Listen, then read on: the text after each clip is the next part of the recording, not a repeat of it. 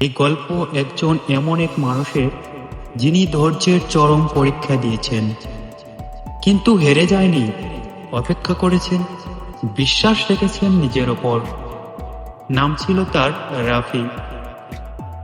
একজন মধ্যবিত্ত পরিবারের ছেলে। স্বপ্ন ছিল পড়াশোনা শেষ করে একটা ভালো চাকরি করবে, মা বাবার সব কষ্টের প্রতিদান দেবে। কিন্তু জীবন কি সবসময় সোজা চলে? পড়াশোনা শেষ করতেই শুরু হলো সংগ্রাম।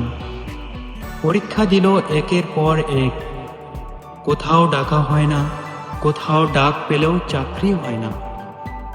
তার বন্ধুরা সবাই জায়গা মতো চলে গেছে, আর রাফি বাড়িতে বসে থাকা ছেলের জন্য গ্রামের লোকজন হাসাহাসি শুরু করেছে।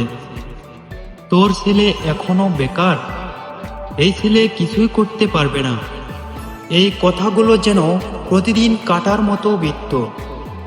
কিন্তু রাফির মা চুপচাপ বলতেন, ধৈর্য ধরো বাবা, সময় আসবেই। রাফিও ধৈর্য হারায়নি।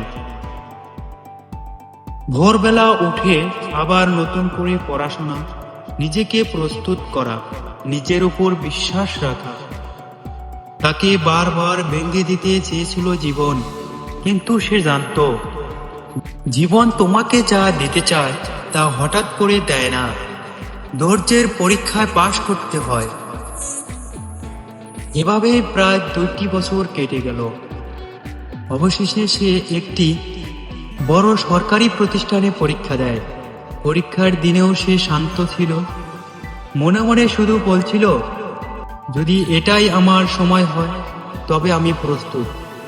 ফলাফল আসে, সে নির্বাচিত হয়। পুরো গ্রাম চমকে যায়। যে ছেলেকে নিয়ে সবাই হেসেছিল, আজ সবাই তার প্রশংসা করে। রাফি কোনোদিন কারো বিরুদ্ধে কিছু বলেনি, শুধু নিজের ধৈর্যকে বিশ্বাস করেছিল। আর সেই ধৈর্যই তাকে সাফল্যের দ্বারে পৌঁছে দেয়। তুমি কি এখনো হেরে যাচ্ছ? তবে রাফির মতো ধৈর্য ধরো, তোমার সময় আসবেই।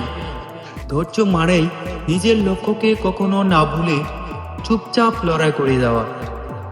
তুমি পারবে, শুধু ধৈর্য ধরে লেগে থাকো।